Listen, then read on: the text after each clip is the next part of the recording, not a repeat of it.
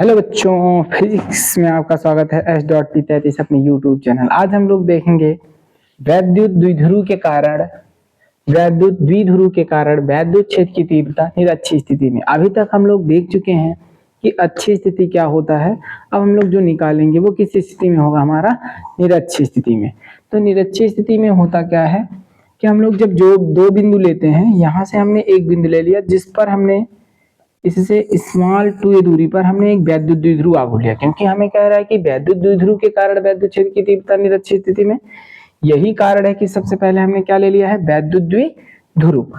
एक पर हमने रख दिया है प्लस क्यू का आवेश रखा है और एक पर हमने क्या रख दिया है, माइनस क्यू आवेश। इसका जो मूल बिंदु है वो क्या रख दिया हमने, ओ। इनका नाम हमने जो रखा है ए रख दिया है और इनका नाम क्या है, बी। तो ओ से ए की जो दूरी है वो स्मॉल ए है और बी से ओ की जो दूरी है क्या है, स्मॉल ए है। यहाँ पर एक बिंदु P है। अगर हम लोग इसी निरक्षीय स्थिति पे निकालते हैं तो यहाँ जो मूल बिंदु O से जो P की दूरी होगी स्मॉल r होगी। क्या होगी, स्मॉल r। इसी बिंदु P पर क्या निकालना है, वैद्युत क्षेत्र की तीव्रता। हम लोग ये भी जानते हैं कि प्लस क्यू आवेश के कारण जो वैद्युत बल रेखा होती हैं वो आउटवर्ड डायरेक्शन बाहर की ओर होती हैं। तो प्लस क्यू आवेश के कारण वैद्युत बल रेखा जो होंगी वो बाहर की ओर जाती हैं। इसके कारण जो हम लोग पहला परिणामी वैद्युत क्षेत्र की तीव्रता निकालेंगे E1, हमारा ये हो जाएगा। ठीक है, तो सबसे पहले हम लोग निकालते हैं कि प्लस क्यू आवेश के कारण बिंदु किस पर निकालेंगे, P पर वैद्युत क्षेत्र। तो जब प्लस क्यू आवेश के कारण हो जाएगा तो यहाँ हमारा E1 यानी पहला निकल रहा है, प्लस के कारण E1 है। E1 बराबर हो जाएगा 1/4 पाई एप्सिलॉन नॉट क्यू अपान में। अब ये तो जो हम लोग वैद्युत क्षेत्र की तीव्रता से निकला था वो तो r का स्क्वायर होता था, लेकिन यहाँ हमें दूरी नहीं पता है, इसलिए हम लोग AP का स्क्वायर कर देंगे। क्या कर देंगे, AP का स्क्वायर। यहाँ हो जाएगा हमारे पास AP का स्क्वायर, लेकिन दिशा क्या होगी, A से P की ओर आउटवर्ड डायरेक्शन में। तो हम यहाँ AP के अनुदिश लिखेंगे। क्या लिखेंगे, AP के अनुदिश। हमसे ये पता चल रहा है कि ये किधर से किधर की ओर है। अब यहाँ से अगर हम लोग निकालेंगे कि माइनस क्यू आवेश के कारण, क्या निकालेंगे, माइनस क्यू आवेश के कारण वैद्युत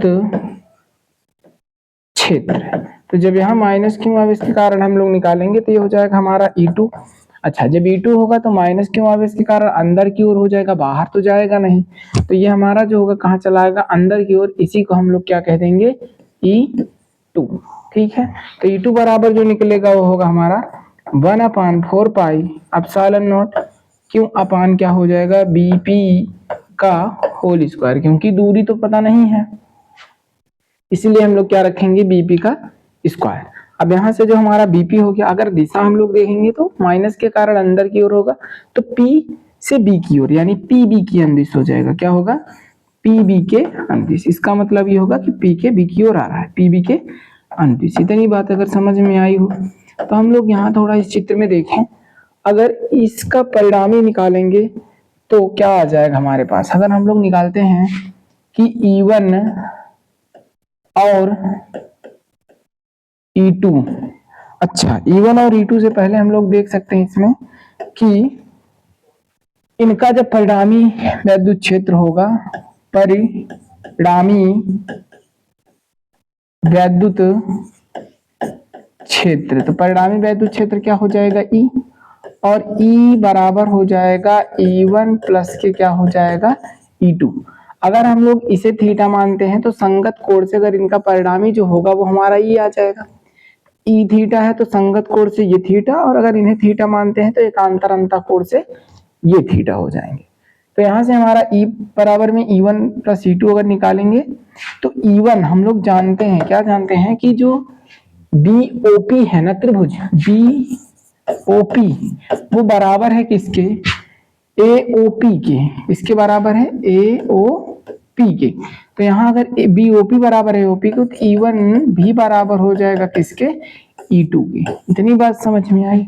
तो E1 प्लस E2 जहाँ है वहां हम लोग क्या लिख सकते हैं, E बराबर में। अच्छा E1 E2 तो है, लेकिन अगर हम लोग यहाँ जिधर थीटा रहता है उधर वेक्टर भी होने से जानते हैं क्या होता है cos थीटा।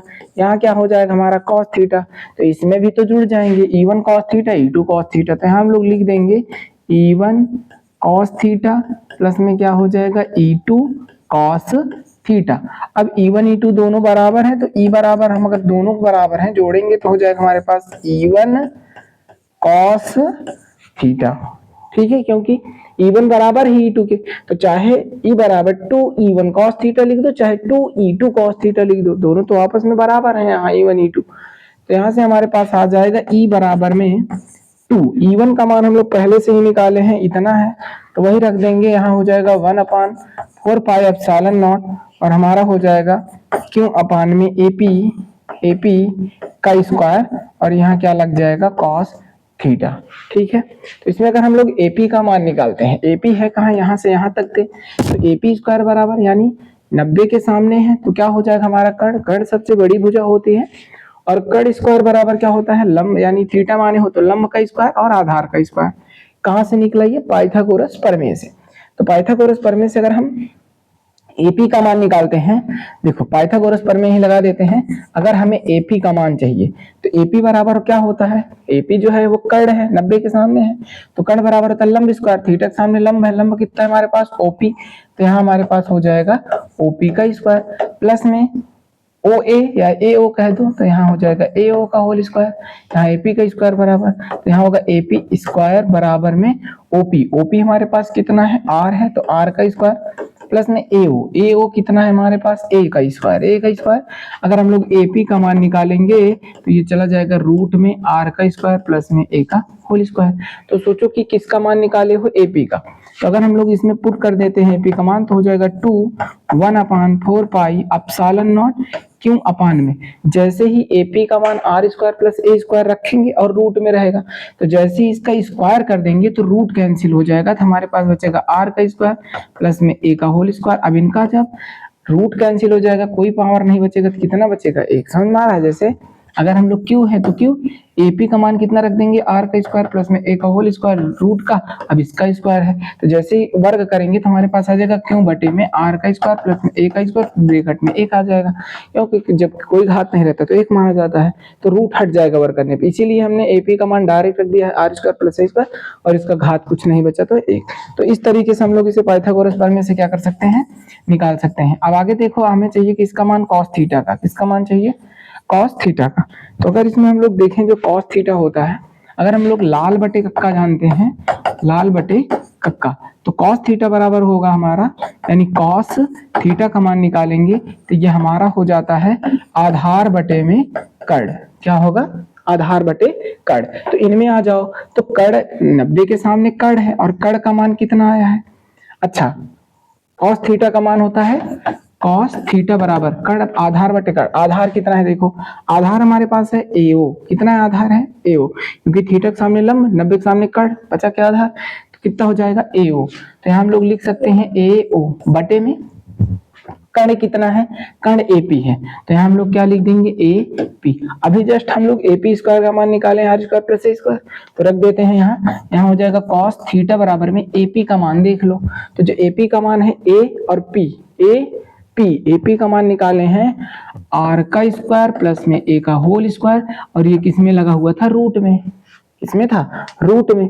AO का मान, सॉरी यहाँ हमें किसका मान पहले चाहिए, AO का ना, तो AO कितना है हमारे पास, A है, cos थीटा बराबर कितना है, A है, AO का मान है, और AP का मान क्या होगा, R का स्क्वायर प्लस में A का होल का स्क्वायर पूरा रूट चढ़ा होगा, और अगर cos थीटा बराबर हमारे पास आ जाएगा A बटे में R स्क्वायर प्लस में A स्क्वायर, रूट को हटाएंगे तो 1 बटे क्या आ जाएगा 2, क्या आ जाएगा 1 बटे 2। तो जहाँ cos थीटा है वहां हम लोग लिख सकते हैं कि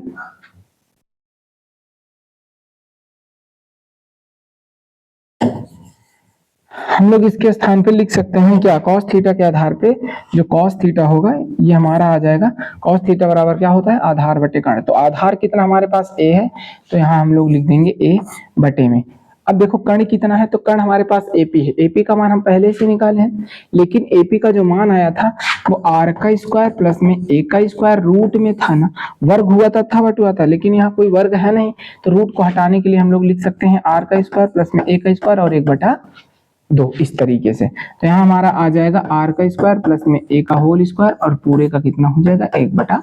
तो इस तरीके से हम लोग इन्हें क्या कर सकते हैं, हल कर सकते हैं।